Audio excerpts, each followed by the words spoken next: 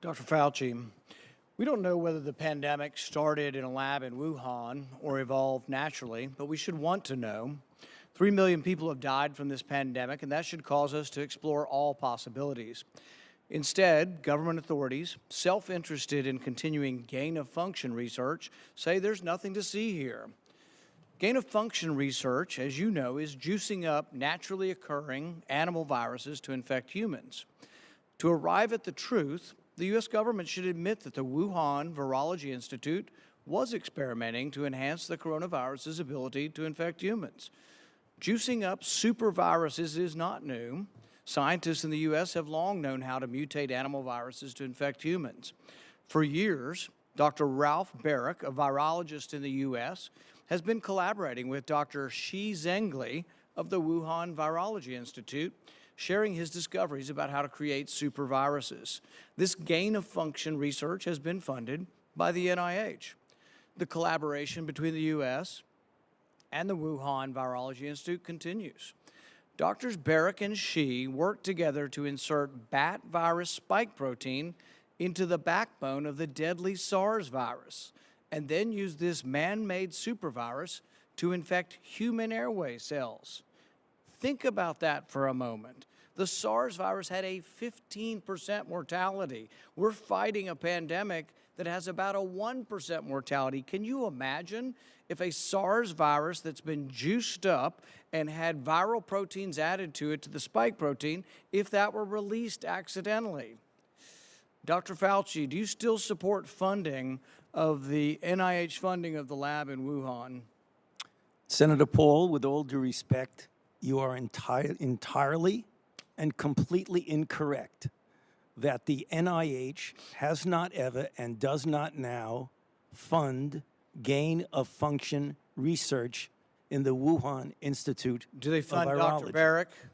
We do not fund. Do you fund Dr. Barrick's gain-of-function research? Dr. Barrett does not doing gain-of-function research, and if it is, it's according to the guidelines, and it is being conducted in North Carolina, not in China. You don't think inserting a bat virus spike protein that he got from the Wuhan Institute into the SARS virus is gain-of-function? That is You would not be in the minority because at least 200 scientists have signed a statement from the Cambridge Working Group saying that it is gain-of-function. Well, it is not. And if you look at the grant and you look at the progress reports, it is not gain-of-function, despite the fact that people tweet that.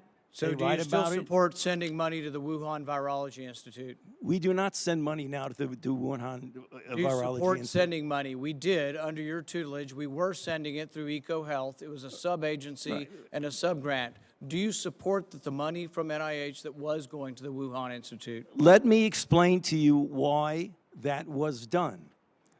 The SARS-CoV-1 originated in bats in China.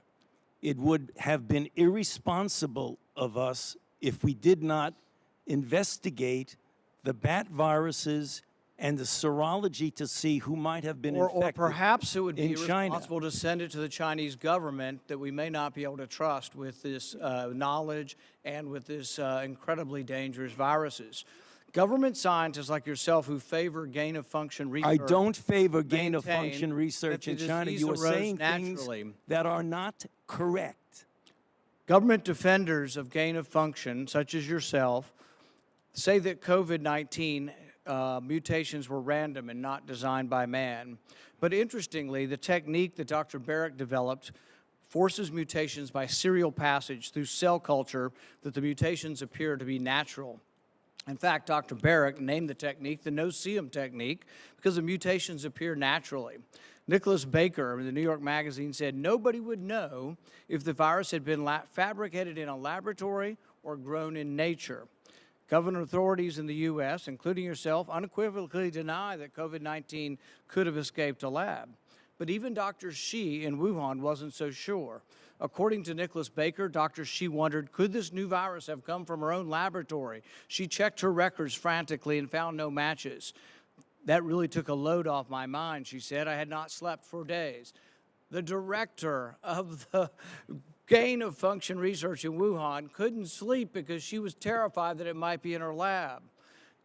Dr. Barrick, an advocate of gain-of-function research, admits the main problem that the Institute of Virology has is the outbreak occurred in close proximity. What are the odds? Barrick responded, could you rule out a laboratory escape? The answer in this case is probably not. Will you, in front of this group, categorically say that the COVID-19 could not have occurred through serial passage in a laboratory? I do not have any accounting of what the Chinese may have done, and I'm fully in favor of any further investigation of what went on in China. However, I will repeat again, the NIH and NIAID categorically has not funded gain-of-function research to be conducted in the Wuhan Institute of Virology. You support it in the U.S. We have 11 labs doing it, and you have allowed it here. We have a committee to do it, but the committee has granted every exemption. You're fooling with Mother Nature here. You're allowing superviruses to be created with a 15% mortality. It's very dangerous. I think it was a huge mistake to share this with China, and it's a huge mistake to allow this to continue in the United States. And we should be very careful to investigate where this virus came from. I fully agree that you should investigate where the virus came from. But again, we have not funded gain-of-function research on this virus in the Wuhan Institute of Virology, no matter how many times you say it, There was didn't happen. research. There was research done with Dr. Shi and Dr. Barrick. They have collaborated on gain-of-function research where they enhanced the SARS virus to infect human airway cells, and they did it by merging a new spike protein on it. That is gain-of-function. That was joint research between the Wuhan Institute and Dr. Barrick. You can't deny it. Senator Paul, your time has expired. Dr. Fauci, I will let you respond to that when we need to move on. Excuse me? I will allow you to respond to that, and then we'll move on. Yeah, I mean, I just wanted to say, I don't know how many times I can say it, Madam Chair. We did not fund gain-of-function research to be conducted in the Wuhan Institute of Virology. Thank you. Senator Smith.